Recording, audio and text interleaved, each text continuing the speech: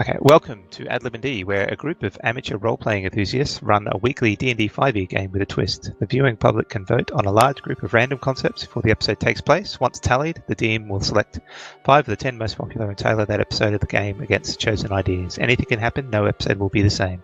You can find where to vote on the Filthy Pig Discord server. Now, apologies on the issue we've had with audio. Hopefully that's fixed now. I'm trying to get everybody reconnected and running. In the meantime, I'll just see if there's anyone actually watching. I know we've got the audio running. Yay! Okay, Deception's saying he can hear us, which is good. I don't know why it's not showing any viewers, though. That's weird. Yeah, I noticed that as well.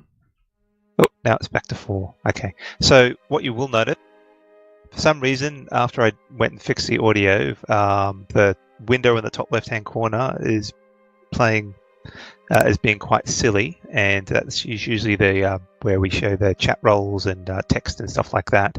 So we'll have to make extra sure that we call out all our roles so that people on the stream and on the audio and video can pick up on that. I don't have time to try and sort that one out tonight, unfortunately, but I'll try and make sure that's fixed for the next game.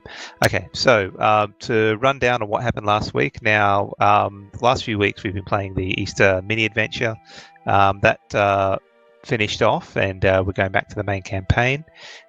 So what happened is the party were heading south to track down Jace's nemesis, and on the way it was becoming winter, but there was a pretty severe snowstorm that was unusual this far south in the country, and thankfully, when they started to look for some sort of shelter to get out of the snowstorm, there was a chalet that they found that seemed to appear just in time.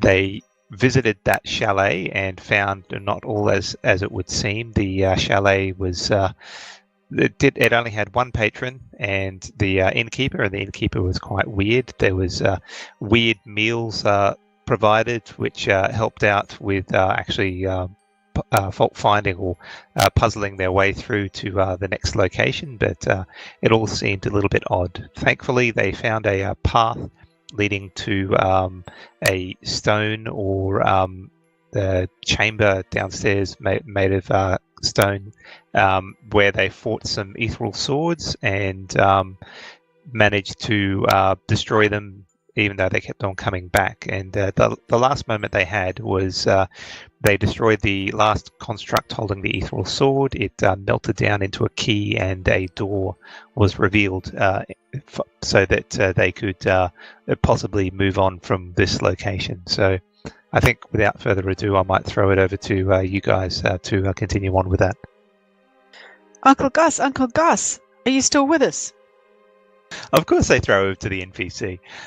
Yes, I'm feeling pretty rough. I think those swords really took it out of me. I really appreciate if I hang back a little. I'm feeling pretty worse for wear. I don't know about that, Angus. I think you still need to be front of the line. He looks at you as only a grumpy dwarf can and goes, "Listen, mate, I've already taken a few hits. You seem to be fine, and you can go on. But I am really quite. I'm this close to death." And he holds up his thumb and forefinger with probably about 1 to 2 centimeters between those two fingers. I will be holding back. I really can't handle anymore. Well, Barney, was Bait the Dwarf a popular game where you grew up? Like in the oven? I never heard of that, but it sounds interesting. Bait. Oh. Tease. Oh, well, I'm sorry, Riki. Sometimes then your gnomish accent throws me for a loop. Yeah, no, bait. Like, put him in the river for fish. Yeah, perhaps we should go in and see what this key does. What key?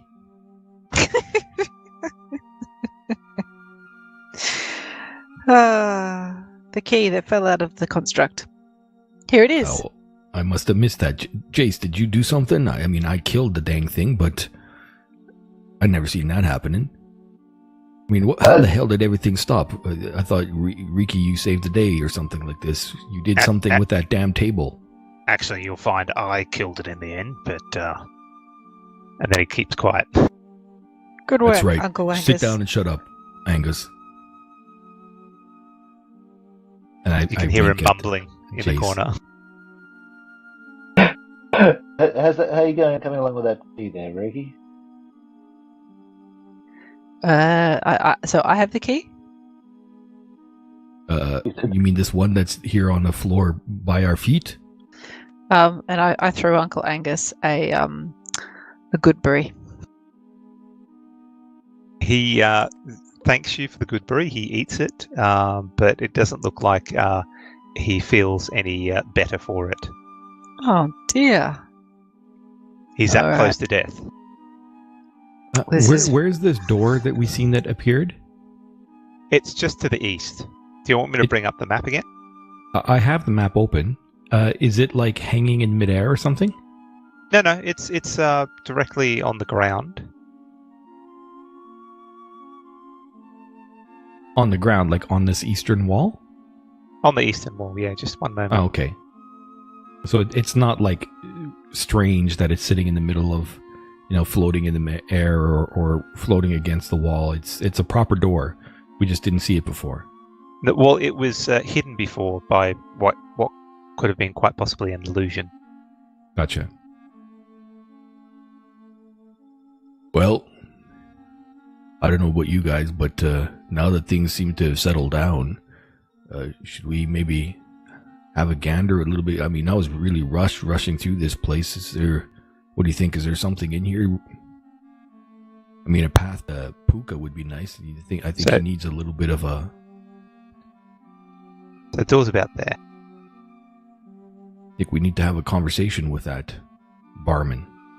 You seem very determined not to go through this door, Wabani. Is there something you're not telling us? Well, it kind of looks like an outhouse door. He's scared of doors.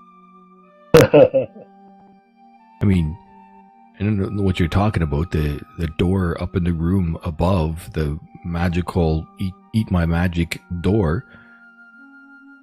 I think I handled that quite well. If I recall correctly, you were the one who didn't want to go near the door.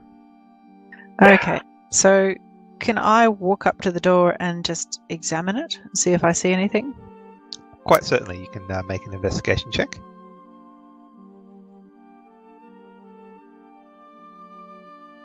Oh, that's a 27. So with that, you examine it closely and spend a bit of time, probably 1 to 2 minutes, looking around to the left and the right hand side, nearby from the door, and looking at the door itself. It is a simple wooden door that you should have noticed when you first arrived, but you're quite certain that what was there beforehand was some sort of illusion to make it look like it was a contiguous wall. And this door is, as I said, quite simple. There's a keyhole, there's a door handle, and if you picked up the key, you would note that the key looks to be the right size.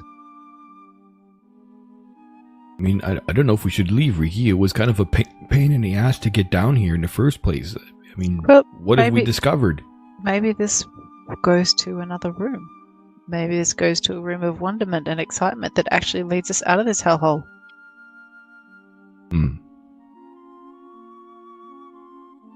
What do you think, Jace? Or would you like to take a long rest? Not particularly down here. Okay. Maybe we should take 5, and then go on through the door. I think that's a good idea. So you guys are after a short rest?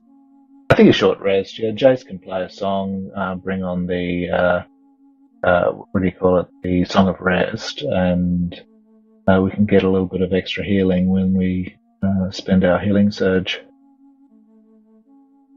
Yep, I'm happy to give you guys a short rest. Just Okay. when you play the song this time, Jace, can it not be with the bagpipes? I'll have you know that my bagpipes are in high demand. Says who? Says you? Everyone. Here we go.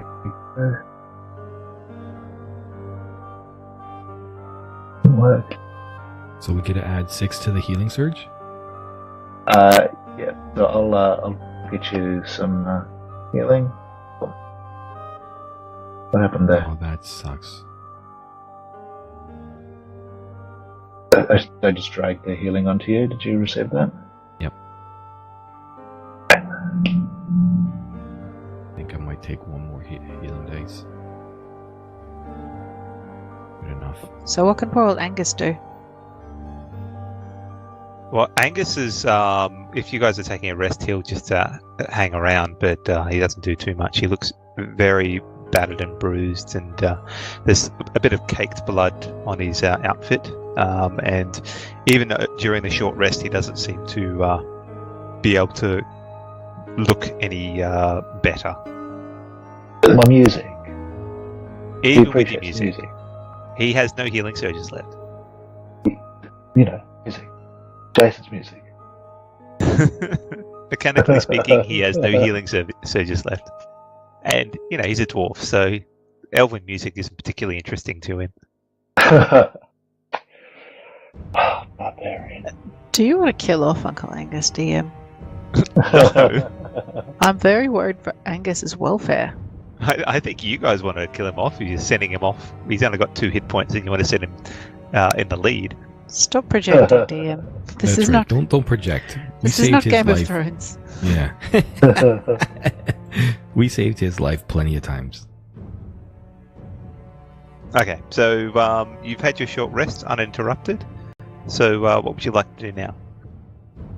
The door. Yes. You can't open it. There's some sort of heavy person behind it.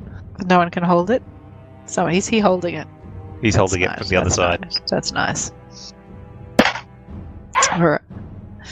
Oh dear. And with that, I think we should finish up for the night, because really, where can we go from there?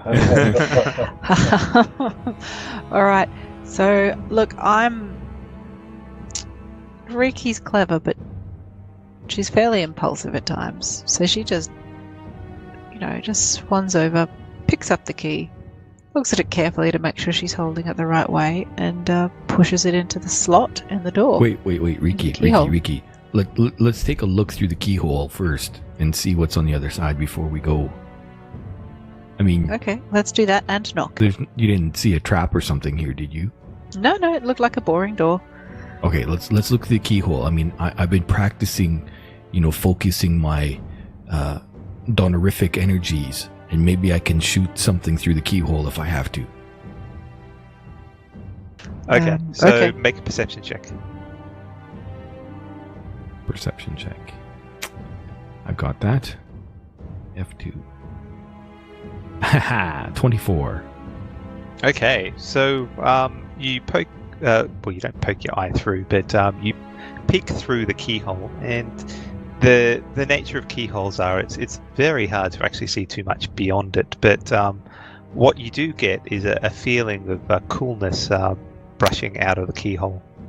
It's almost like it may be a little bit cooler on the other side, but outside of that, you can't spot anything. So I get the sensation that it's cooler. Like I don't see, I can feel.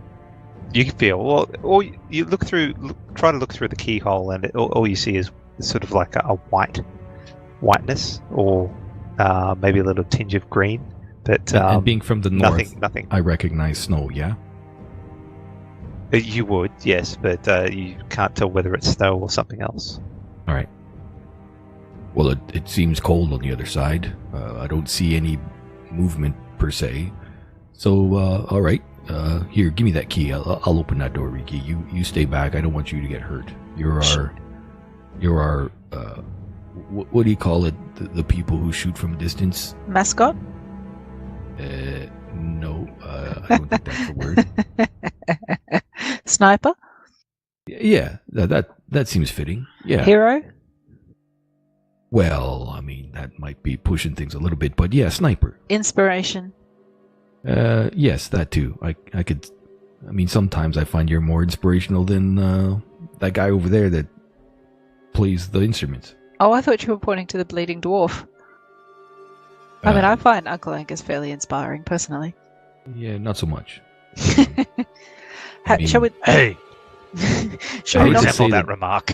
Okay, so Well, just a you second. don't seem to understand, Angus. Every dwarf we've encountered over the last month or so has been, well, what do you call it when you have humanoids walking around and they're not alive, but they're still walking around?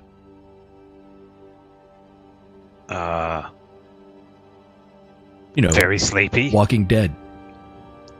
Oh, goodness. Well, do they? Do the dead walk? Apparently a lot of your dwarves, and some of them were pretty crusty as well. So you're the first one that's actually spoken to us. So at the moment, I hate to say that, but I'm not holding your people in high regard. So just take it easy back there and let us push forward. I take the key. He harumps in response. So you're opening the door? I am. Okay, so you open the door and a wave of cool air hits your face and body. There is a corridor that leads down into some sort of room, probably 70 feet away. Huh. I could have Seems to sworn be a it's led outside. green-coloured room. Damn my perception. Damn. Well, Jace, you feeling well enough to go, or your fingers still bleeding? Let's push on. And I throw the door wide and I step into the passageway. Okay, so progressing from the featureless stone walls of the ethereal sword room, this new room is dazzling by comparison. Instead of stone walls, floors, and ceilings, this room consists of repeating pattern of green wavy lines, circles, and small flourishes that is very reminiscent of waves of air or water. The air is frigid with small puffs of water vapor condensing with each breath. The room itself is relatively small, only being 15 feet by 15 feet, and it is made even more cramped by the existence of several room features. Set in approximately 6 inches from the corners, to the corners of the walls themselves are 4 icy pillars, richly coloured in mostly primary colours, blue, green, red, and yellow. These cylindrical pillars are approximately 3 feet in diameter and have a completely smooth surface. They glow from an internal light source, like someone had placed a torch on the end of a glass cylinder. Taking focus away from the pillars for a moment to the final feature within this room. In the centre of the room resides a stone block or dais approximately 3 feet high. On top of this rests two objects, a small brass knife and a pair of connected hollow brass tubes connected along the long edge. And there is no other way out of this room apart from the way you came in. I shout back, Jace, maybe take that. Did you say the sword as well turned into the key? So the construct, sword, everything turned into the key? Yeah. All right, never mind. Okay.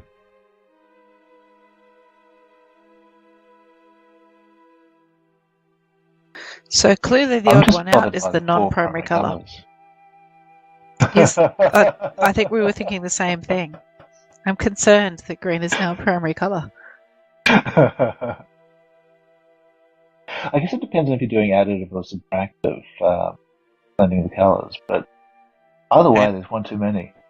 And as I said, mostly primary colours. I didn't say they're all primary colours. That's true, he did say mostly. And they also mostly come out at night. But so maybe we just need to stab the crap out of the green pillar, because it's one of these things is not like the other. One of these things is not the same.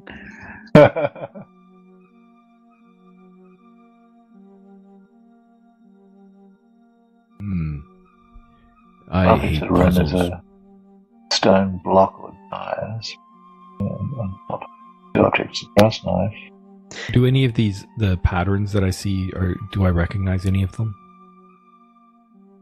No, they seem to be uniform, repetitive patterns. So we're not seeing any script or anything that would indicate that we need dwarf sacrifice? I pick up the brass tubes. Not at the moment, no. But you can make an investigation check if you want. No, that's all right. I'll make an investigation check, but not about dwarf sacrifice. I pick up the brass tubes and I look through them, one eye looking through each hole. Okay. You pick up the brass tubes and look through them, and you make a perception check. Okay. So your investigation of 27, Riki. You walk around the room and meticulous. Yep. Okay. I'll get to that in a second, Jay. So you do a meticulous sweep of the room, Riki, and apart from the explanation given at the onset of entering the room, there doesn't seem to be anything else that stands out. So with your perception check, Jace, you can see through the brass tubes, and it seems to look the same, except you're looking through two brass tubes. I turn around and look through the other end. It's the same. No difference. Hey, well, Barney, come and have a look through these. What did you see? Have a look. Have a look. Am I going to get hurt?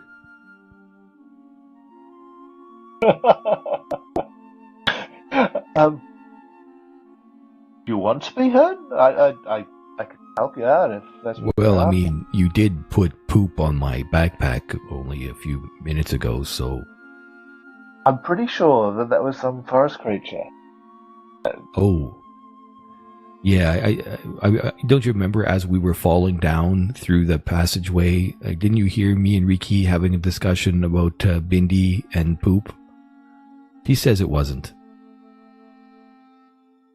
Oh, he's not the only forest creature in these parts. Anyway, I trust you. I do trust you, Jace. I'll look through that strange-looking tube. Anyway, I cleaned your backpack. As you look through the tube, Wabani, roll a No, just kidding. I walk up and touch the green pillar. The green pillar feels cool to the touch. It feels very much like ice. Other than that, nothing happens. Before I pass the tubes to Wabani, I want to just secretly sort of rub a bit of soot onto the ends that he's about to press to his eyes.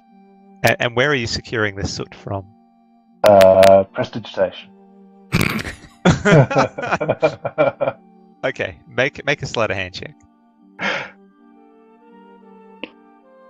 Oh, do I need to do a perception or is it passive? Yeah, do a perception.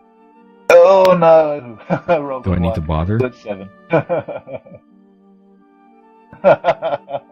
You do remember, Jace, we had this discussion of before, if you're going to use that spell, you need to get a lot better at the motions and the words you use.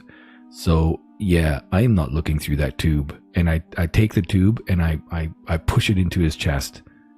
Take your damn tube. Oh, it stains his lovely clothes. Prestidigitation, it's gone. So, why? I'm sorry, Wabani, you're smarter than you look. You lull people into a false sense of confidence. Yeah, I mean, I am a Dodgy brother after all. So what does this crap mean? I mean, what's this dagger? Are we supposed to poke our fingers with it or something? I don't know. Give it a go. I checked, is the dagger sharp? It's sharp enough. Like, I mean, to me, in my mind, when I think of a dagger, I don't think of a knife. I think of a dagger meant for piercing, that like a rapier where you just stick it through something. So when I say sharp, I mean, is the point pointy enough that it would cut? It's enough that it would cut things. It's a bit of an unusual shape. It's probably more of a ice pick than a dagger, but there is a blade to it as well. And anywhere on this, you said it was an altar? Yeah. Dais. Or Just okay, hold anywhere the on this equipment. dais, does there look like there's a place where, you know what? I don't care. I'm going to take the dagger and I'm going to prick my finger, so that it bleeds, and I'm going to drop a couple of drops of blood on the dais. Okay. As you do this, you feel the sharp prick of pain as you cut your finger, and nothing happens. Although you do take 1 point of damage because you cut yourself. I remember once upon a time when I'd prick my finger like that, I'd nearly die. I feel a lot stronger since those days.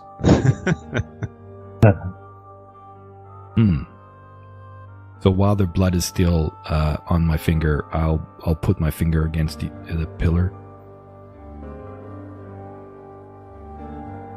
Okay. You put your finger. Which pillar are you putting it on? Each of the 4. Okay. So doing each of the 4, just putting a bloodied hand on there. Well, my hand's not bloody. It's just like I pricked my finger. Like there's little bits of drops of blood coming out. Bloody hand. Jesus. Putting the bloodied finger on each of the pillars, you feel a cool sensation, and it soothes the bleeding hand, but nothing else seems to appear or happen. So the soothing, does it take that point of damage away? No.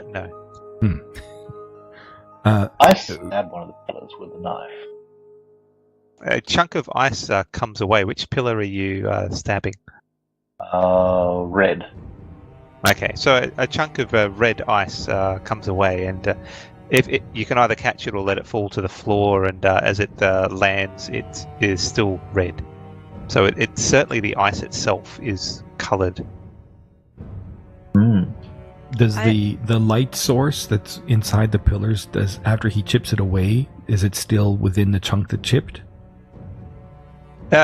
Well, it's not in the ice that he's chipped away, no. So it still looks red, but it's not the bright red that it is when it was still part of the pillar. Well, it's still red, yes, but not luminescent red. No. The glow could quite possibly be white light, and it would still have the effect that you're currently seeing. So it's like a filter. Why did you Something do like that, Jace? I wanted to see what would happen. That could be a load-bearing pillar. I think the pillar still works. Goes pokes it a couple more times. See? It's wrong. I'm going to go over there and sit beside Angus. You guys figure this shit out. I have no idea. Stupid puzzles. Donnaroo, are you out there? Do you know? Can you tell me? Maybe you just need to stab a few more fingers. I put the Not dagger back necessarily on yours. the table, and I stick out my thumb in the upper position, and where I'd normally go, hey, I go, oh, and I put my thumb down. Okay, so I scrape some of the yellow ice and some of the blue ice into one of the tubes, and so they're mixed together, and then I attach the tube to the green pillar. Okay, you do this, and nothing happens. Does it make green ice? There is a bit of a colour of green coming out of it, yes, but it's a little bit haphazard. Okay. I put one of the tubes up to my mouth and I go, "Help me, please." What is this shit? Make a history check, Ricky. 11. Okay. You remember something that seems to be, it might be pertinent to you here, but it seems to flit away from your the front of your brain, so it doesn't stick. But something that you've come across while you've been here, you feel is relevant, but you just can't place it. I know the answer, Jace. I'm from the north, where it snows and we have ice all the time. You know what you need to do? Over there's the blue pillar. What you need to do is go over to the blue pillar, stick out your tongue, and stick your tongue to the pillar. That's the secret. I know it. I can feel it deep down. What if all of us stick our tongues to all of the pillars? Well, Angus looks up and goes, Ricky, "Oh, I'm not going to do that. That sounds like stupidity. You get your tongue stuck to it." No, that doesn't happen. Who told you that? I'm from the north. All I know about ice and snow is to stay away from the yellow snow. Then I look suspiciously at the yellow pillar. Yes, yellow snow is dangerous. That is true, but that is not yellow snow. Yellow snow is very distinct, and it kind of smokes a bit. Make another history check, Ricky. See if you recall it now. Okay. Well, I think I might. That's a 23. So it seemed after this discussion and mulling over things, you recall, I picked up a couple of books before we headed down into that stone pillar. One of them was probably not, it didn't seem relevant, which was about devils and the nine hells and such. But the second one was about crafting binoculars.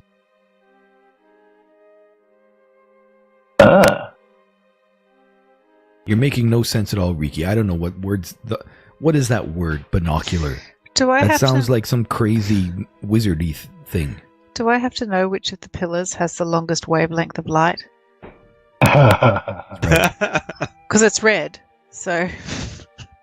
I mean, everybody knows that. Everybody knows that. That's crazy talk that somebody wouldn't know that. Except for maybe the dwarf. It's like you haven't. I mean, didn't you learn about rainbows when you're in your Lord and Lee classroom? I did. We used to have nursery rhymes about the refractive indices. Shut up, Ricky. Okay, so I pick up the two tubes and I go, "Hey, do they fit together?" They are currently stuck together. They look a bit like binoculars, but with nothing inside them. Oh, so binoculars, not a telescope, so they're stuck together like binoculars. Yep. So they're hollow brass tubes connected along the long edge. Hey guys, which color glass? Which color ice should we look through first? The green one is clearly the standout as not belonging, so perhaps should we try that? Sure. Then the lines were green as well on the wall. Okay, so I take the knife and I carefully carve out, very carefully carve out little circles of ice, and I carefully place them in the front of what could be binoculars. Okay. Do you look through them? Of course I do. No, I can't. I can't handle the tension. I just give them away to someone else. No, I look through them. Well, no, Ricky. What should I do? I can't Ricky, decide. I have an idea. Why don't you ask Cinderella to look through them? No, what about Uncle Angus? No, I look through them myself. Come on, that's fine.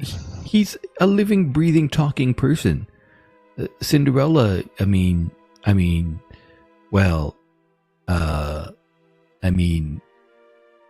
on.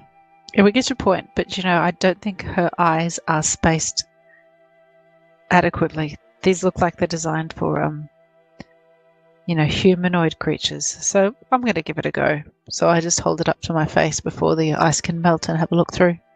Okay, so you look through. Can I get you to make a perception check, please?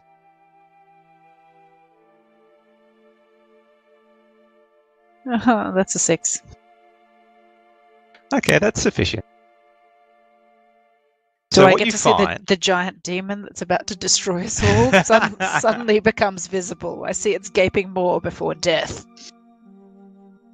So you look through the pillars and look through the binoculars, and the writing on the wall, the green wavy lines seem to block what is actually a hidden message behind it. And when you use the green binoculars to look at it, it filters out those wavy lines, and you can actually read the message below, and that's what it says.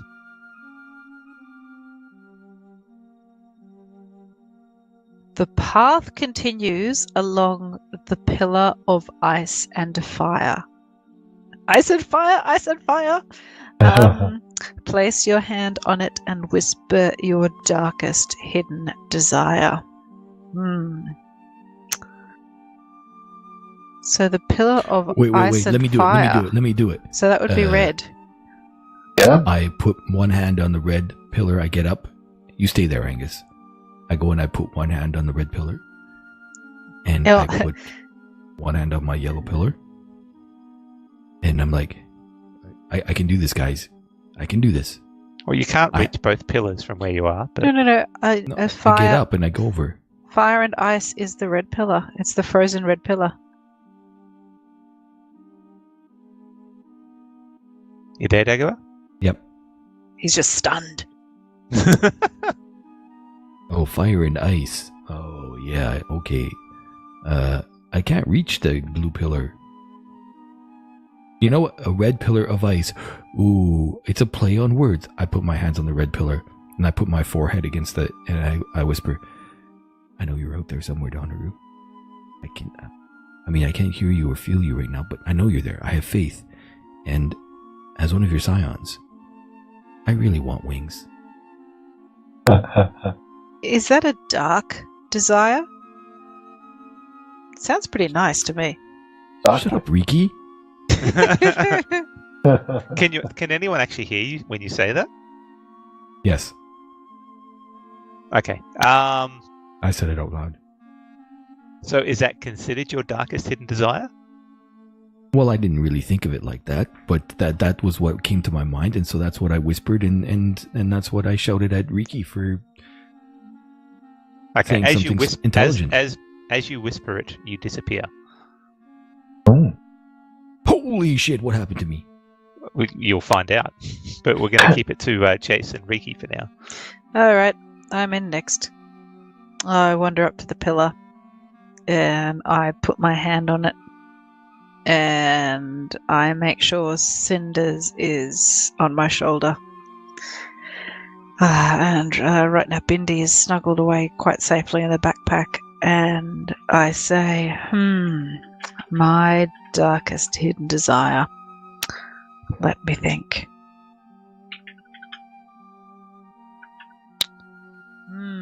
Whisper your darkest hidden desire. What would Riki's darkest hidden desire be? Probably to kill all humans. Which wouldn't affect her because she's not a human. That's it. None of us. Oh, sorry, Wabani. But Wabani doesn't really count as a human. I'm not there, so I have no idea what you just said. So, is your middle name Bender by any chance? No, but my first name is a feminine version of Reek. So make of that what you will. Okay, so as you whisper this, you disappear. Hey, Jason. With that happening, Angus rushes up and whispers something you can't hear, Jason, then he disappears. Okay. Well, Joe steps up. He whispers, I wish to kill Fantia Brown.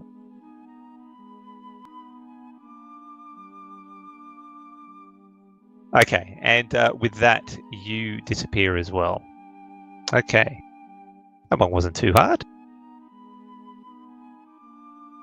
I don't think Riki was entirely.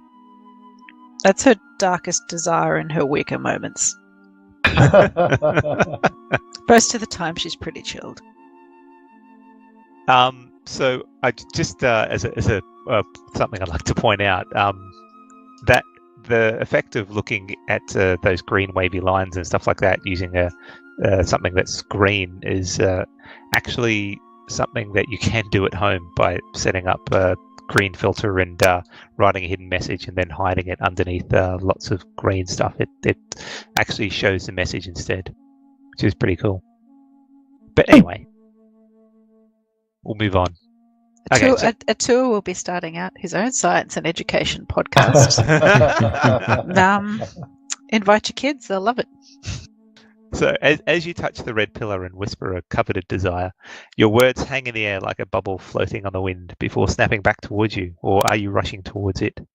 Your vision of the room blurs and warps, bending in on itself.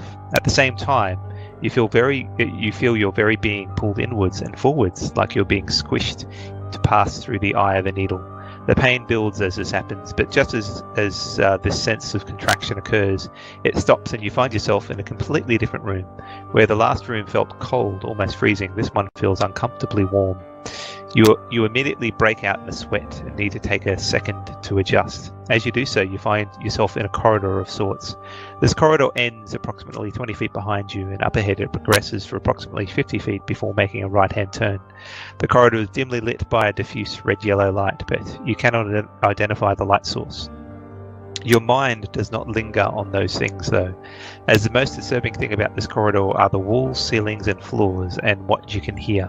The walls seem to be made up of thick hempen rope, approximately 2 to 3 inches in diameter. The rope is somewhat taut and is constantly moving. Some of the layers move in one direction while others move in the opposite direction, all at varying speeds. The rope that makes up the ground, however, seems to be stationary. The sound the rope makes as it slides over each other is a dry, raspy noise like snakeskin. This is not the only sound, though, as occasionally cutting over this rasping is that of unholy moans of pain and torment. This noise seems to emanate from the very walls themselves, both ahead of you and behind you. Oh, are we in one of the 9 hells that the other book was talking about? Oh dear. So, are we all there? Everybody is there, yes. Oh, man, I thought I was going to go somewhere else. All right. And I will show the map to you guys, where you are at the...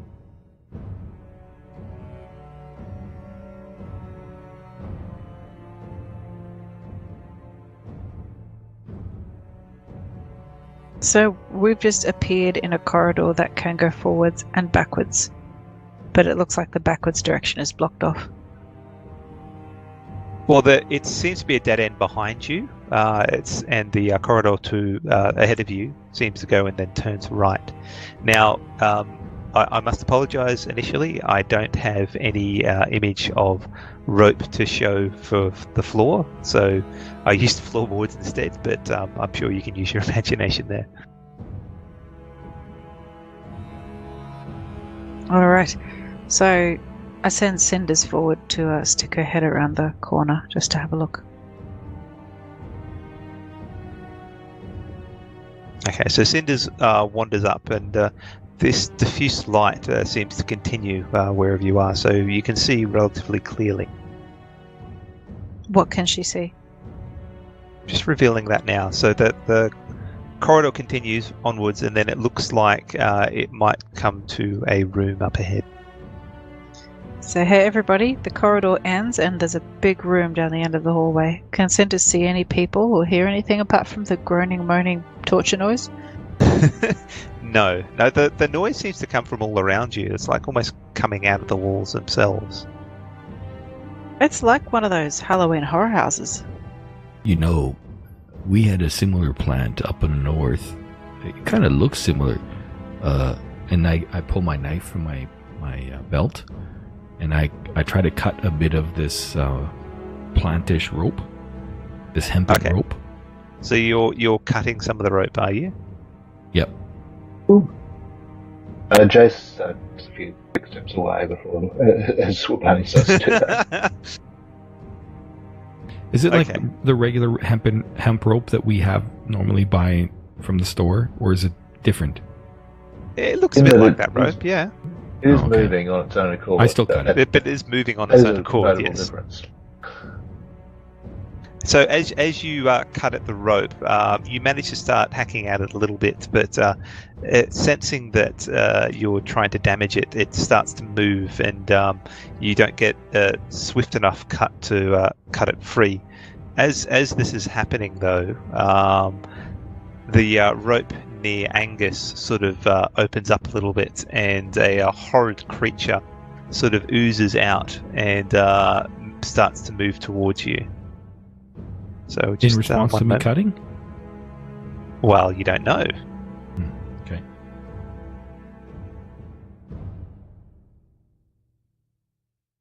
So a creature sort of oozes out. So can I get you guys to roll initiative, please? That is a big old 8.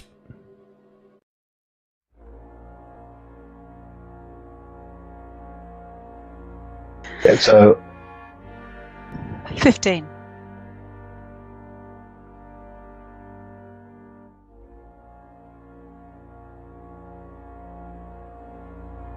I got 19. Okay, and Angus, what does he get? He gets a 60.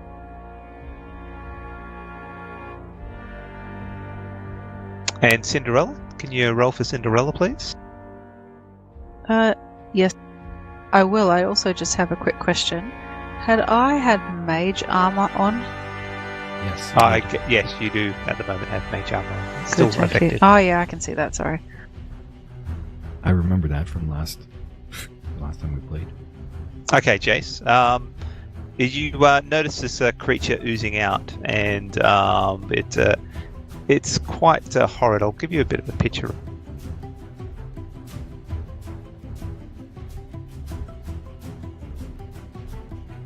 Oh, handsome devil. That's a shame. I was hoping a lemur was a French lemur. I was hoping for a lemming. No, lemming. That's a bit. You know how good that would be, DM? A monster appears out of the wall and then throws itself off the next cliff. What? And you get the XP, or does the cliff get the XP? No, we get the XP. We're the cause of the commotion. I'll keep that in mind. Okay, what are you doing, Jace? Okay, Jace he's feeling brave despite himself. He steps in front of Uncle Angus, and he's going to cast Green Flame Blade and attack the lemur.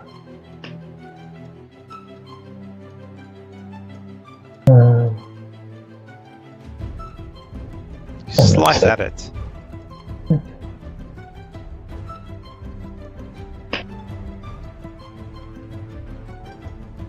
It seems to resist your attack somewhat, but are you adding your psychic blades to it? Yes, he's adding psychic blades.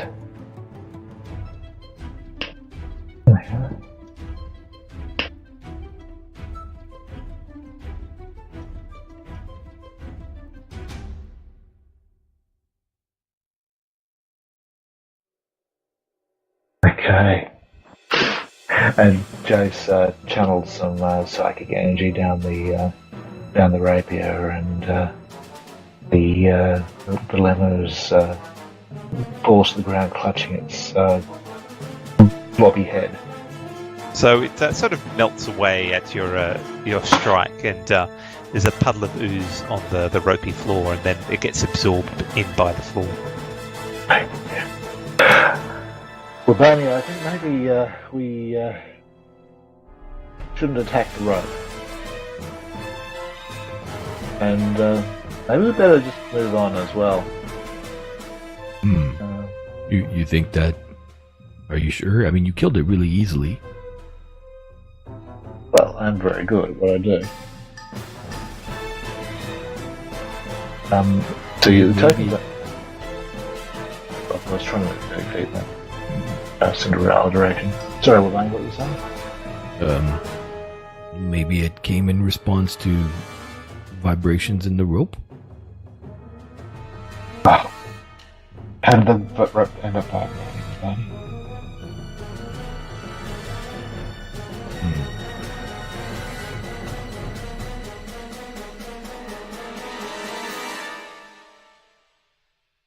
So what do you guys want to do? The immediate threat is over, so you can be out of initiative order. Okay, let's push on then.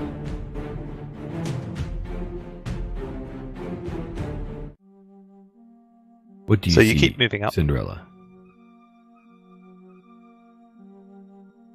Lock tokens now, though. But Angus follows you, and is Cinderella heading up? Yep, Cinderella's going to sneak up and stick her little head out and have a sticky peek around the corner. Okay. Shall she stealth? Well, you can get her to roll stealth if you'd like to. She also rolls stealth. That's a 13. Okay, so she tiptoes along the corridor as best she can, and this corridor leads out to a chamber approximately 70 feet by 50 feet, which I'll just reveal in a second.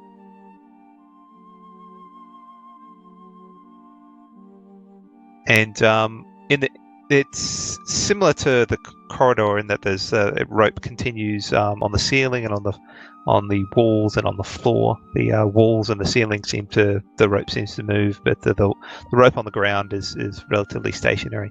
The one thing of note in this room is there seems to be a bundle of rope about 10 feet high in the back right-hand corner. So guys, so about there. Area effect spells are likely to trigger lots of extra baddies if they damage the rope. Let's be a bit careful. We should kill the rope in the corner. It seems to be taunting us.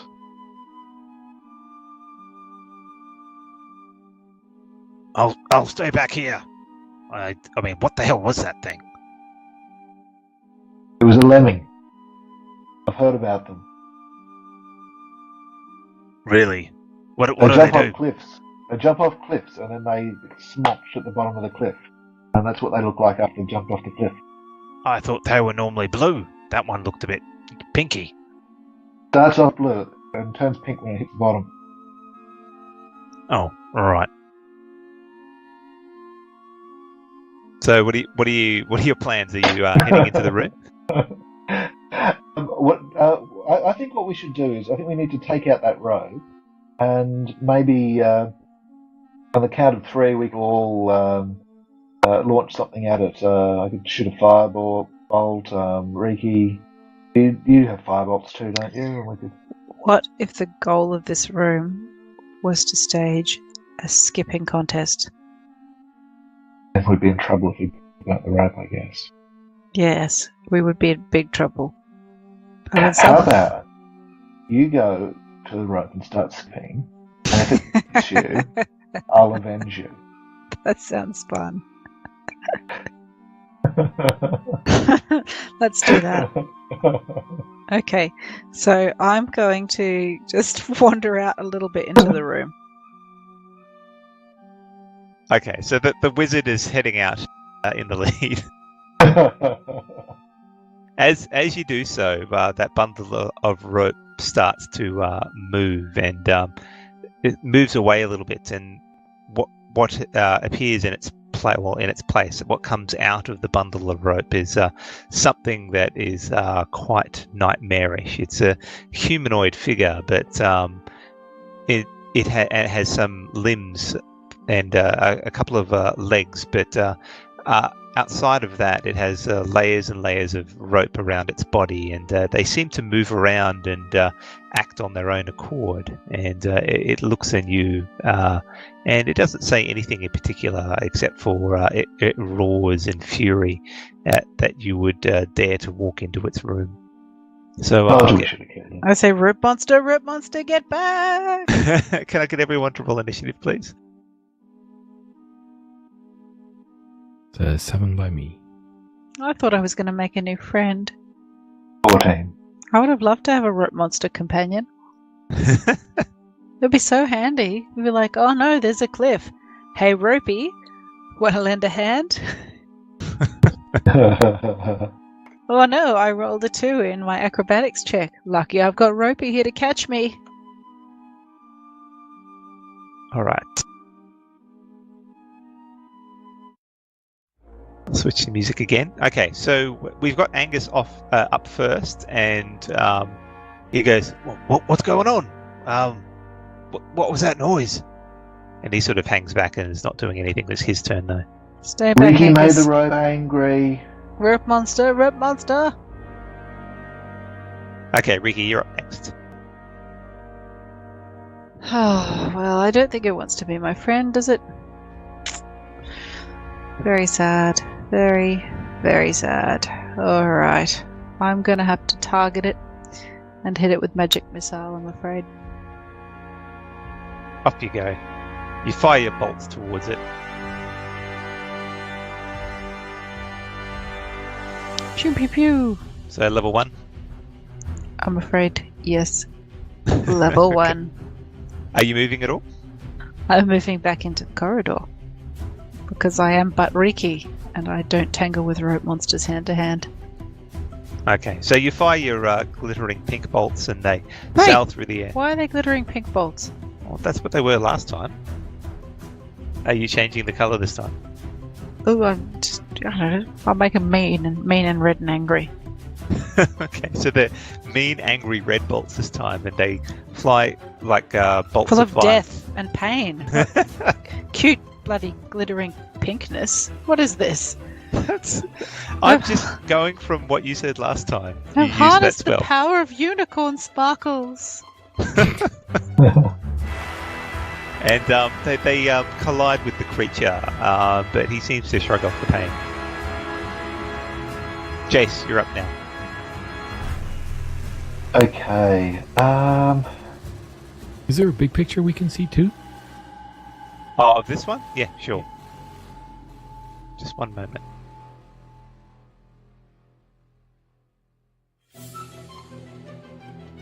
So, they show us chains here, but they're actually ropes. Okay. Right. And it says Jace- chain devil, but it's a rope devil. Okay, Jace draws his rapier. Sorry, I'm trying to make it. No. Okay. Every time I cross over the. There we go. Jace draws his rapier and runs towards the rope devil, and he's going to have a readied action. So if the rope devil comes within range, Jace is going to cast Booming Blade and whack it. Okay.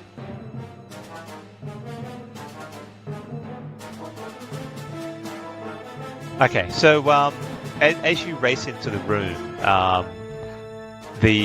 of a sudden the creatures, the creature that you're approaching, the walls around you sort of groan and moan, and some of these Lemire's exit out of the walls again, like you saw before. This time, though, they seem to have been almost. It looks like they've been summoned, but they're not attacking as yet. So I'll just reveal them for you. Right, more lemons. Okay, Cinderella, what are you planning to do? Hide! Hide, hide, hide! Cinderella bolts for the corridor and snuggles up next to Angus.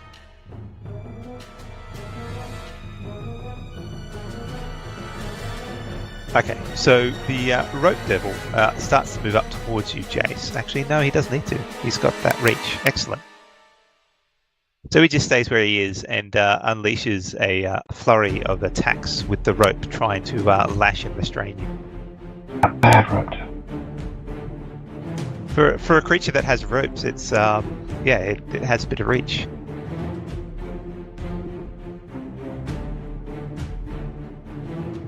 Making sure that I'm doing it right. Okay, so the first one lashes out and catches you. And these ropes have little barbs in them that drag across you and cause a bit of pain. And then they wrap around you and constrain you. You're currently grappled. And then it attempts to hit you again with some more ropes around its body.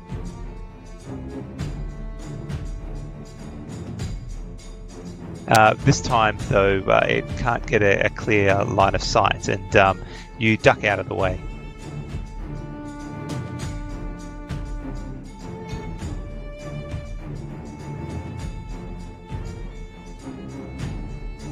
Okay, Lemire number 2 starts to move towards, I would say, Jason.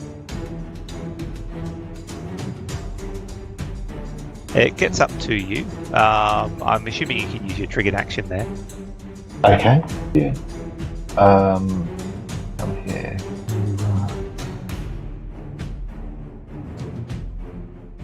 Horrible lemming.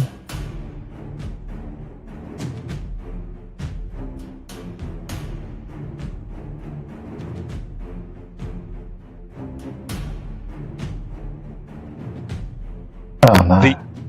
The ropes hold your arm down, and you can't find a way of breaking free of the grasp at that moment when it comes towards you, and your swipe of the rapier is quite wide. It has moved towards you, but it can't attack this turn because they're slow-moving creatures, these things. Wabani, you're up. Okay, I come up the corridor. And once I'm there, I take a look. Is it immediately obvious that the rogue devil is a humanoid? Like, I guess I'm just looking at options here, and if he's humanoid, I think I'll try whole person. But if he's not humanoid, I won't waste time with that. Well, it looks humanoid, but how much experience have you had? I was going to say, how much experience have you had with I have no idea. creatures? So, if he looks humanoid, I'm going to try. Okay, so you saw the picture. It looks humanoid. It has ropes around. Yeah, it's got 2 arms, 2 legs. So I think it looks humanoid enough. So I'll come in and like, oh shit, what's going on? Jeez. And I will cast whole person. Okay. Interesting. It should have rolled with advantage now. It has magical resistance. It's also not a humanoid, so it would be ineffective, is what I'm saying. So, yep. That you're okay with that? Yep. All right. It's not a humanoid. And so that as my action, and as my bonus action, as my bonus action, again, I'm not just passively here. Does it look like these lemures, are they connected with the ropes? Like they're gooey on the bottom. They seem to come out of the ropes, but they don't have any ropes on them, and you get the feeling that these are subservient to the creature to the north. Oh, I get that feeling. Okay. But, I mean, though, because they're, in the picture, they looked gooey on the bottom, so I was wondering, is that gooiness kind of down in the ropes below? No. The room, the walls, the floors is thick hempen rope, and these are more gooey kind of creatures that can ooze through it. Okay. All right. Cool.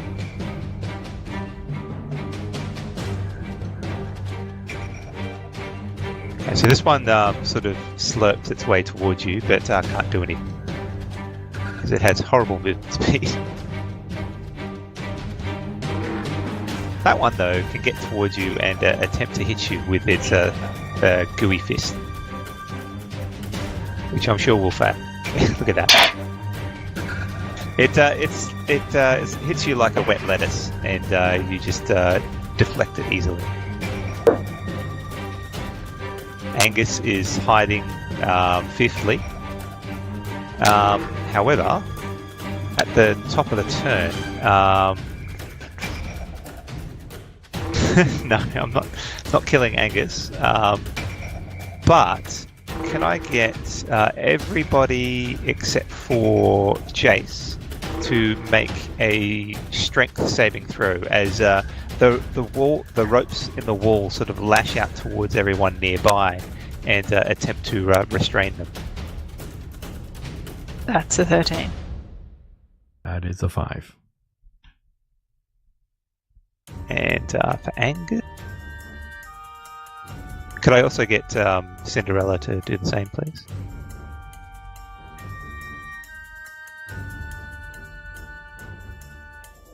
That's a 15. She rolled a 19 minus 4. That's just nuts.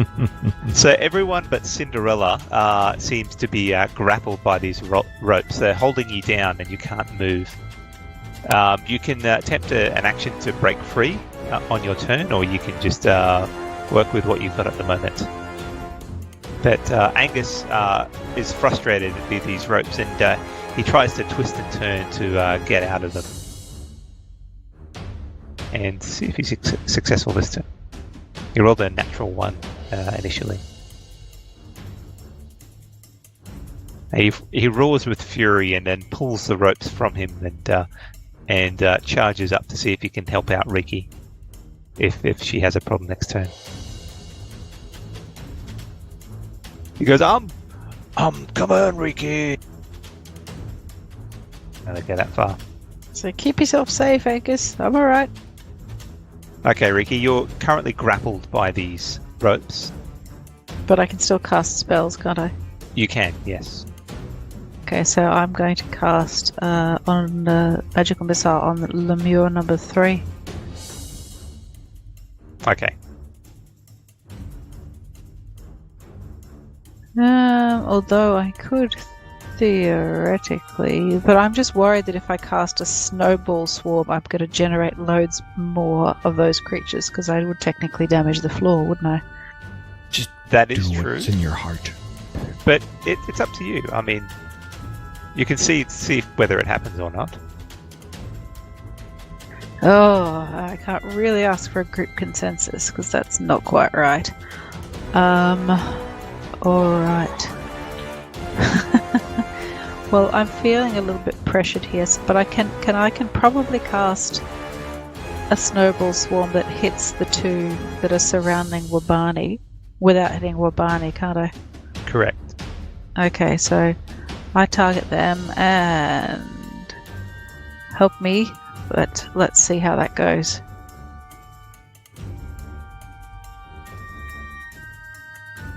Okay, so one of them seems to move surprisingly quickly for one of these weird slow creatures, but the other one is too slow and takes.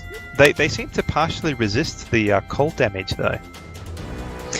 Oh well. Doesn't have as much effect, but you do manage to damage them. One of them looks heavily damaged. It's still well satisfying, so I'm okay. And I'm just looking at the floor in a very worried way. Okay, so just hold on, James. Just reading up on this rope devil. And I suspect... Okay, so you're currently restrained, and at the start of your turn... Restrained or grappled? Yes, you're actually restrained, so I'll add that on. And you take 2d6 damage. It should have rolled, unfortunately. I'll do that then. There you go. So, and you take 2d6 damage at each of your turns. Okay, I'm not enjoying that. I think I might need to get unrestrained. So can I make an athletics check? Is that the way it's going to work? Either or.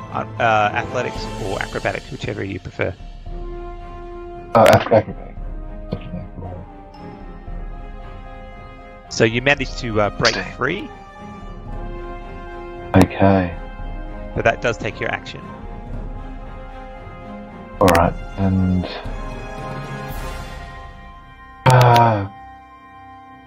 so I feel like I'm in a bad position. I might...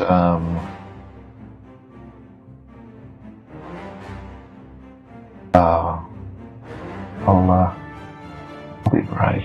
I'll rush in at the rope devil, ignoring the lemming at my back, and I'll come into melee distance with him. Oops, it's attacking itself. I'll try and attack you first. So it tries to slap you. Oh, I'm surprised it hits. It's not a lot of damage though. Okay. And it claws at your back as you race in. And it moans as it does so. Okay, and Jace is going to cast Healing Word on himself as his bonus action. That spells like that now. I'll do that at a level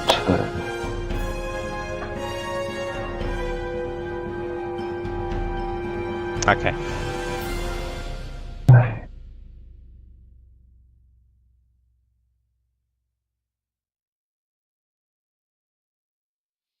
So you can roll that while I'll ask Frankie what is Cinderella going to do on her turn? Hide in the corner twitching. Okay. So she definitely ducked out of the way of the ropes, but is otherwise happy to do as she does. Alright, so at this stage, the rope devil, seeing that you're approaching Jace, attempts to lash out with its ropes again to try and hold you down and hit you. So the first one lashes out and you duck out of the way. And the second one comes towards you, and you're just too dexterous for it, and it is looking a little bit frustrated.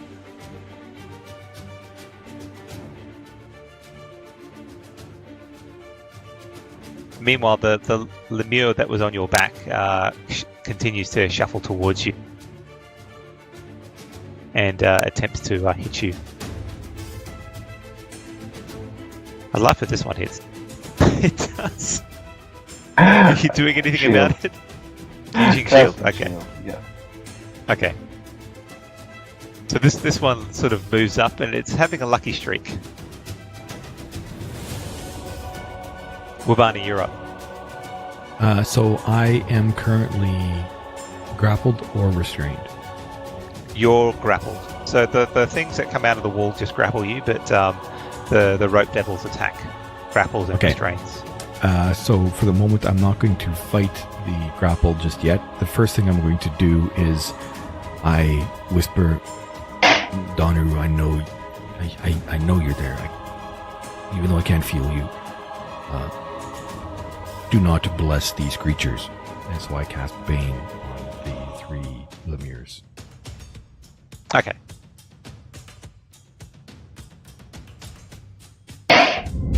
And they...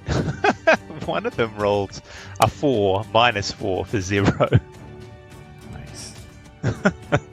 So they all fail. So that's my action. As a bonus action, none of these will. Yeah, none of these are going to help.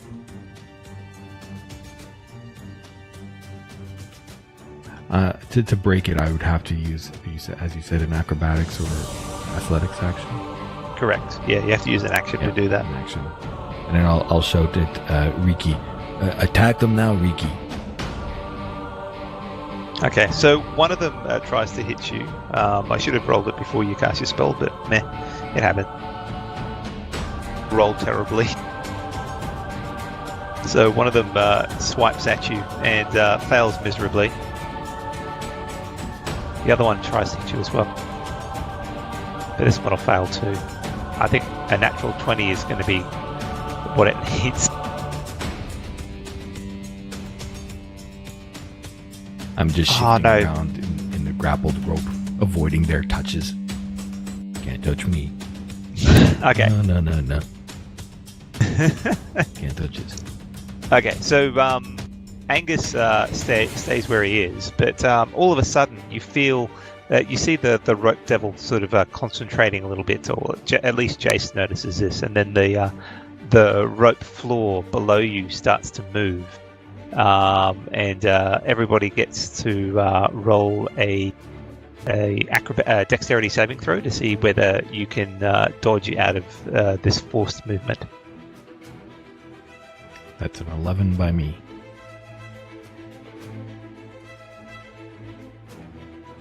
Dexterity saving throw. So this is for Riki, 18. Barney, and Jace.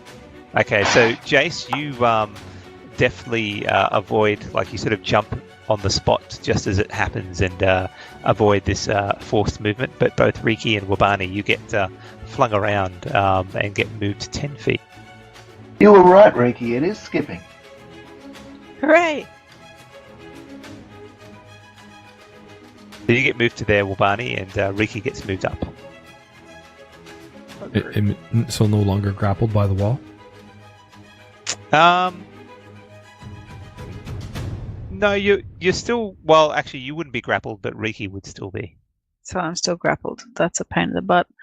Okay, so I can't quite cast the snowballs. Can I cast the snowball swarms that have centered on the wall so I can still hit those lemures without hitting Wabani and myself? Wabani and me? You could. I will point out that the snowball storm didn't seem to be very effective. Like the magic missile seemed to be more effective. Alright, I'm going to fire it at the lemure in front of me. And I'm going to cast it at level 2. That'll give me 4. Is that right? Yeah, level 2 gives you. Alright.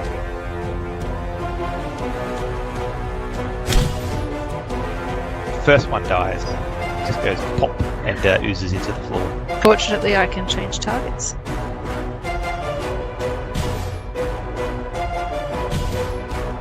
Pew! Pew! Pew! Pew! And the bolts fly and slam into their targets, and they melt away in front of your eyes. Nicely done, Wiki. Huzzah! No, I don't have enough actions left to be able to wriggle free of that rope, do I? That's correct, yeah. Darn it. But can I do Misty Step to escape the rope? Would that work? It would work, but unfortunately... Oh, yeah. It's not a spell because this is something that you've been given by Bindi, haven't you? Yes, pretty much. It's Okay. Princess Elandra's blessing. Yeah, okay. So, yeah, you should be able to use that because that's more of an item than a spell itself. So you can Misty Step. Where do you want to Misty Step to? I Misty Step about to there, just next to Wabani. So at 1 second, Wabani, you see Riki send out these balls of red, angry energy that slam into the creatures and they melt away. And then she sort of whispers something into a pack and she disappears from view. The ropes that have been holding her down in place fall away and she appears right next to you. Cool. I'll say, that was kind of fun. I should do that more often. Jake, you're up. Okay, Chase is going to move outside and it's going to try to hit the rope devil in London.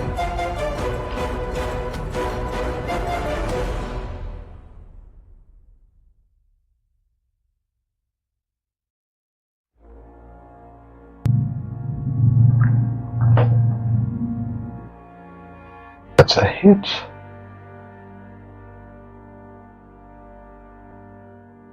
And following up with Psychic Blades. The 17, 15 damage. Nice. It's going to be a bit more than 15 damage. Oh, an extra 8 damage. Like 23 damage total. Nice. Okay. So you strike it, and a level of thunderous energy sort of emanates around it, and it realizes that if it moves, it will take damage. Cinderella, is she doing anything? She's feeling a little bit more confident, so she just sneaks up to the edge and just sticky beaks out again. But that's it. Okay. Rope Devil unleashes a couple more of these rope attacks against you, Jace. So the first one hits.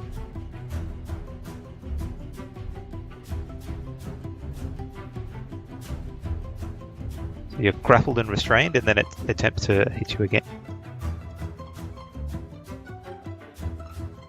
Are you using shield on that? Yes, I'll use shield on that. Okay, so the second one looks like it's going to hit in the last second. The magical barrier that you so often use it prevents it from actually scoring a hit.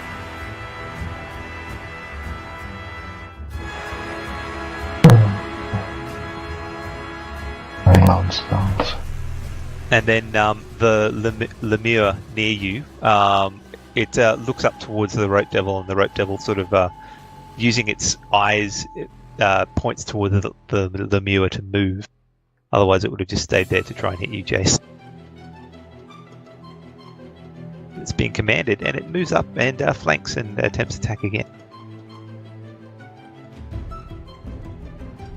Hang on. Wow! Even with the so you've got shield up and Bane, it still hits. So I hit the shield just at the very last minute, so I don't know if it got applied in time. So my armor class is 21 with the shield. Yeah, okay, it still hits because it rolled a 21. Okay. This thing is tenacious. I think every time it's attacked you, it's hit you. It's a bit of more of a wet lettuce slap though. It's not heavy damage. I start moving up, moving in to get close, and as I move in to get close, I focus at a point behind the rope devil.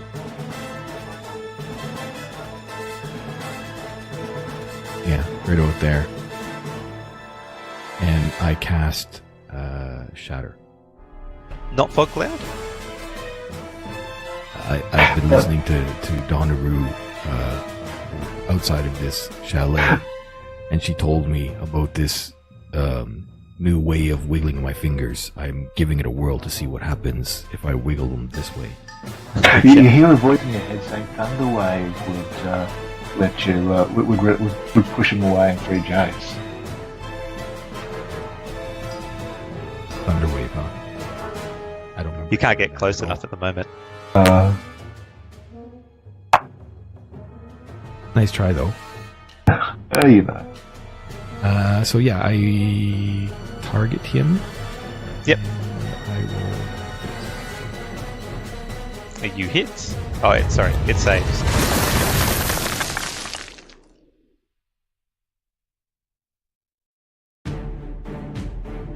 So it at the last moment when the sonic energy explodes nearby, it seems to recoil somewhat, and the thunderous energy doesn't do as much damage as you're hoping. Well, shit. That's my action and my movement, and did the ropes about him? Was there any effect on the ropes about him? So you're actually talking about the ropes near the wall? Yeah, all the ropes like in that area. Oh, that would okay. have been So hit by the shatter. they get heavily damaged, but they fray and uncoil somewhat, and the walls start moving with anger, and some lemires seem to appear nearby afterwards. But he's not. It doesn't seem like that he was connected to the rope, the floor, and the walls. Not directly, no. Well, that was some thunder. Didn't seem to work. Okay, so just one moment.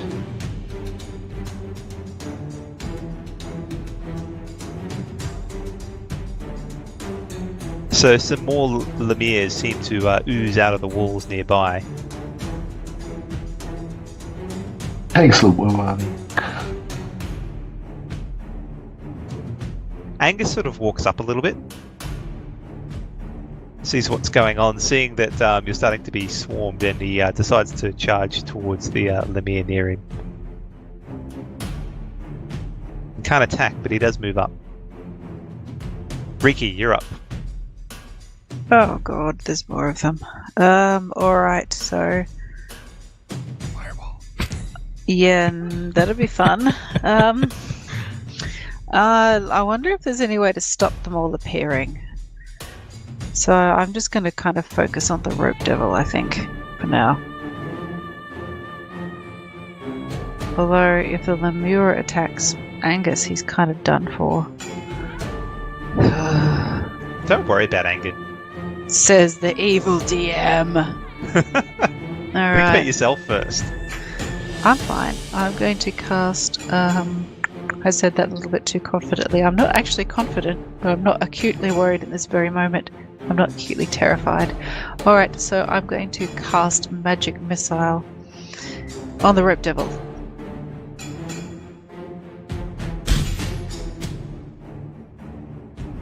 Oh, nice. 3 4s. Shoo, shoo, shoo!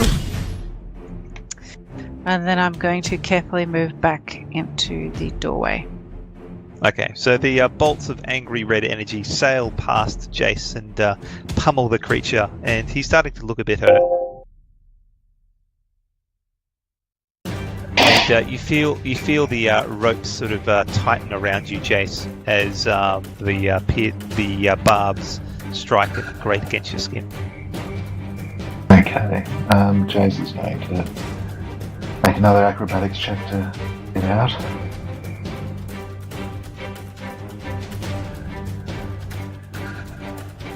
Oh, 11. That one is a failure. Okay.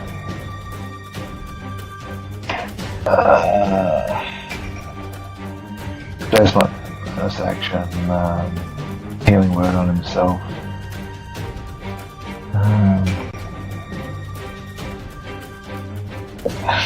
And he says, guys, I'm out of spells.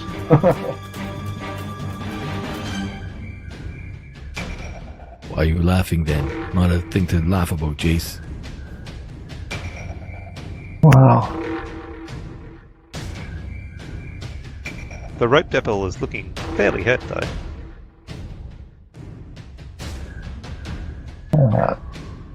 No, I like an extra D4.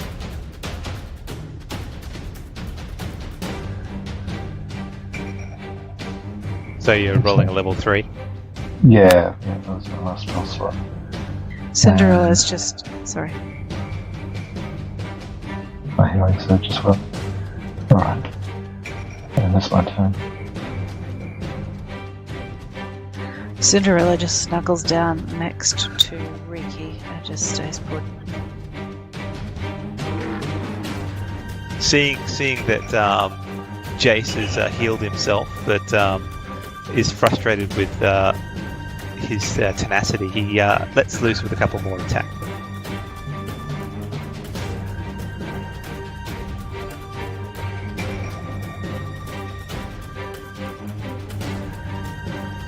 These ropes, with you being detained. Oh, hang on. Why am I getting echoed? Coming back to Jace. Have you got that? Nope. You put yourself on push to talk, Jace. There you go. Okay, so the it slams into you, Jace, twice, and you stagger under the brunt of the attacks.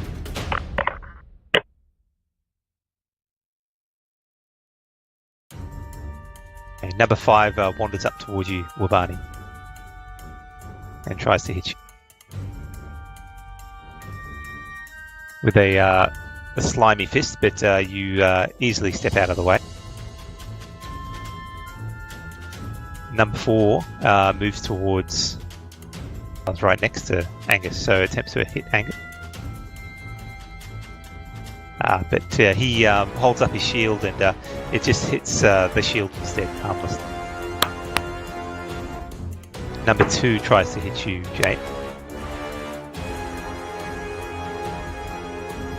And the spell that Wabani has cast on it, and the fact that it is just a weak little lemur, just means that you're able to avoid the attack. Wabani, you're up. Okay, this is what I'm thinking. See, in whether or not you let me do it.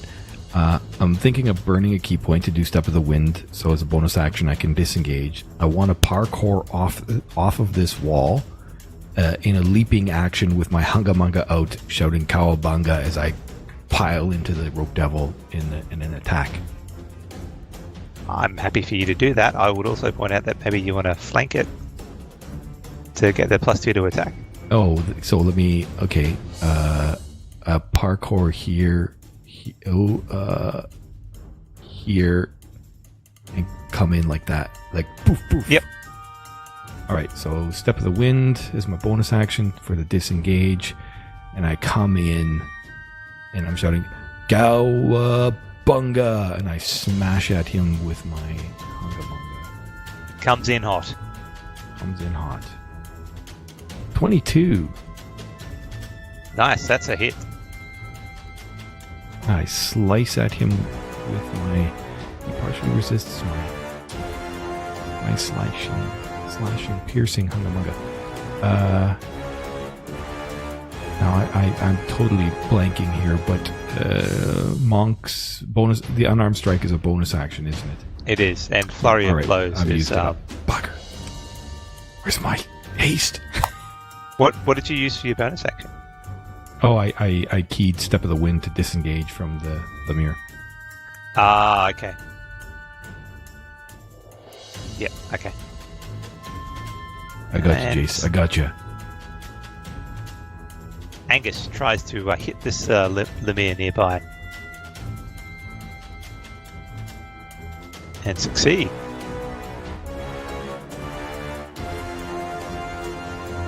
He sinks it in and it staggers under his damage. Riki, you're up. Bit more pew pew coming. Alright, I'm going to hit, hopefully attack Rope Devil with Magic Missile.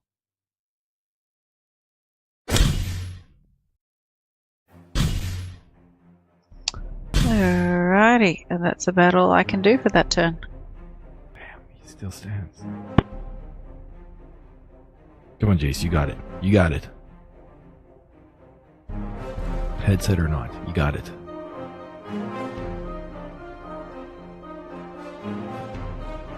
You break out, Jace, and find yourself free of the restraint.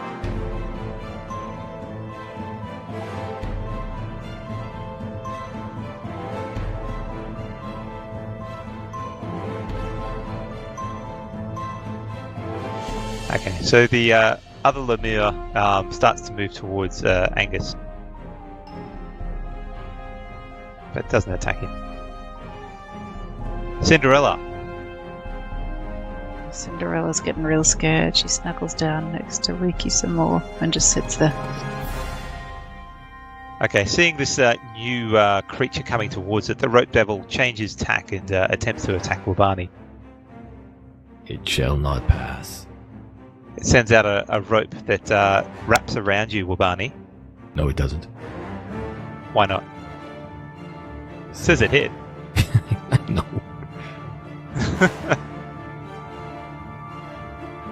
And pissed that it did that, I, as a reaction to being hit, I Wrath of the Storm. Okay. It fails its saving throw. I will do... You're going to maximize it? Oh, yes, Destructive Wrath. Destructive Wrath max is Channel Divinity, Lightning or Thunder, so I'm going to Lightning this time, because the last time I Thundered. So, max damage on lightning.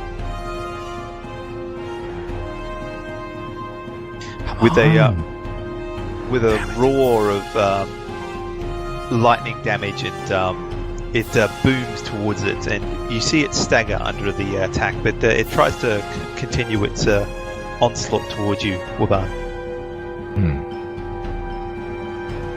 This time with advantage, because you are currently grappled and restrained. Híjole, And as it does so, you lose concentration on the spell that you were channeling, which was Bane. Bane.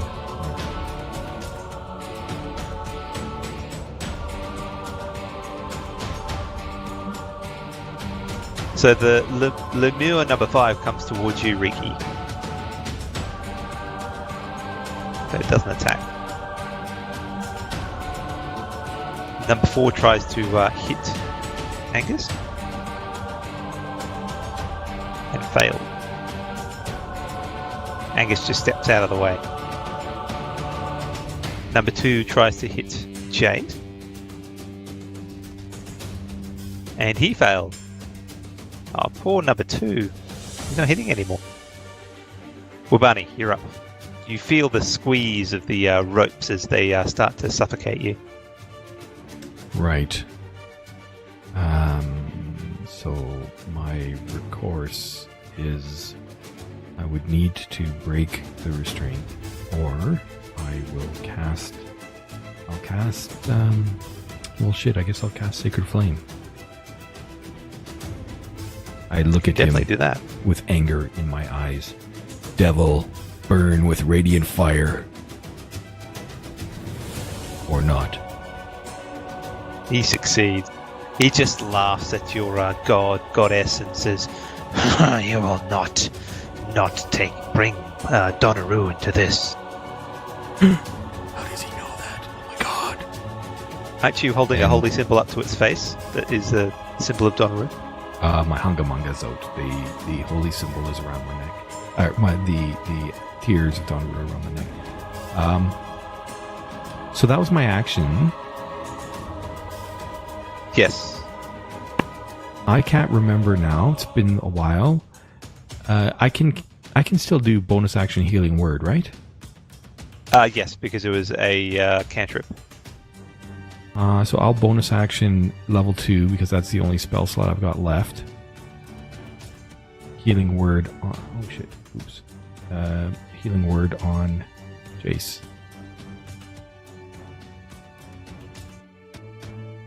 Shit. Not as good as I would have liked. Still helpful. That's Jace, my you feel the healing energy of a Donnaroo surround you and heal you. Your hair looks pristine again.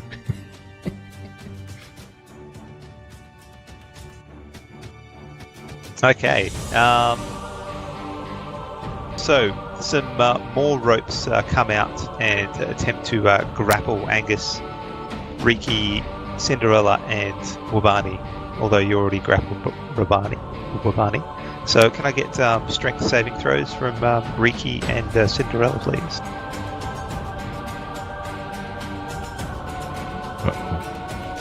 Cindy rolled a 6 and Riki rolled a 3. If you're gonna fail hard. So you're both grappled, but Angus just shrugs it off. And he follows with his attack with the warpick. And does a decent amount of damage, but it seems to be standing strong, these Lemires. Riki, you're up. Alright. So I'm going to help out Angus, my man, and I'm going to cast... I'm afraid I'm all out of spells, so I really just have Toll the Dead. And it failed. 2d12. But Nice. for the first casting, you just obliterate it, and it explodes. The Lemire ooze just explodes all over Angus. And I'm tossing up whether or not to Misty Step out of the way here. You know what? I'm just going to sit tight. save the Misty Step in case I get stuck in a real spot of trouble. Jace.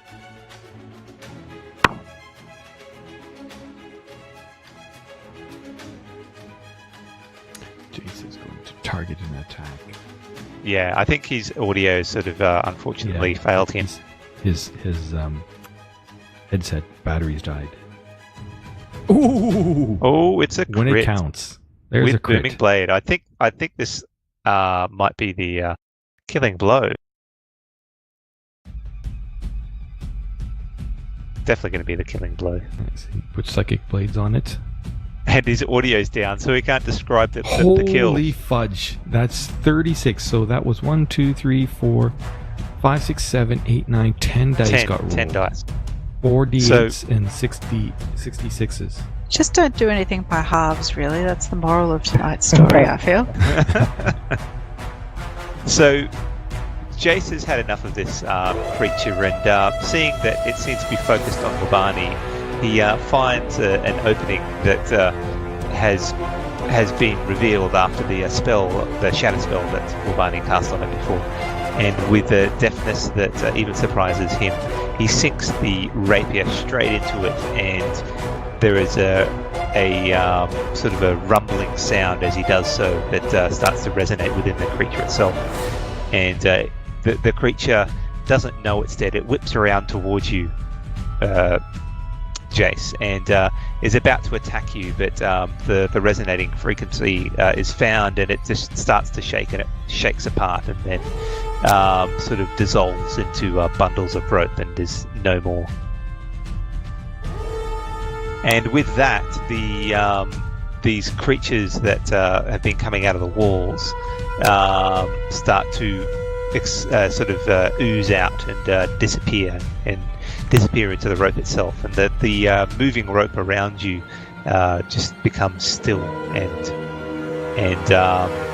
you feel that you have vanquished this difficult foe. Yeah, Just you can one thank me. moment. That was all Wabani. If I hadn't parkoured off that wall. That's right. It's all Wabani. It was taut rope, so you parkoured wrestling style, right? That's of course. Very good. So I have a question to the team. I have nothing left except for cantrips. I feel And your pain, Riki. and some good breeze. I don't even have. I mean, I've got squad except for my faith. So we need to get the hells out of here. Okay, so as you're saying this, as you finally vanquish the last adversary in this nightmarish chamber, the shifting ropes stop their constant movement, and the groaning and moaning of tormented souls suddenly stops. With a blinding flash and a puff of smoke, a new form appears. It first looks like a human male, slim build, approximately 5 foot 7 inches tall. He wears a clean-cut outfit with somewhat flamboyant colours. Double-breasted suit of dark purple with bright orange lining and stitching. Black shoes and a black fedora with a finger-width orange ribbon running just above the brim. His skin is a cool off-white, and he is clean-shaven, and you catch glimpses of bright red, shortly cropped hair underneath the hat. His most distinguishing feature, though, are his eyes. They're a bright yellow-orange, almost like a fire rages behind them, and to look at them draws you in like some kind of charm spell. Somehow they speak of undisclosed desires and grand rewards. If only you could speak them, knowing that if you did, it would make him and you especially happy. As he approaches the party, his slim hands are clapping at an exaggerated slow pace, and you feel a warm glow of pride for an instant that you managed to make him content. And I think with that, we might leave it for the night. Yeah, probably a good idea, just because without Jace being there, That's right. It's going to be hard for him to say anything. Yeah. So, I will point out that unfortunately next week my family has some arrangements or family-related things away from home, so I won't be able to run a game next week, and I'll have to be running it the week after next. So apologies for this on and off game, because we couldn't make it last week either, but we will definitely the next game in 2 weeks' time will be the introduction of our 2 new characters, and also an interesting proposal that will occur.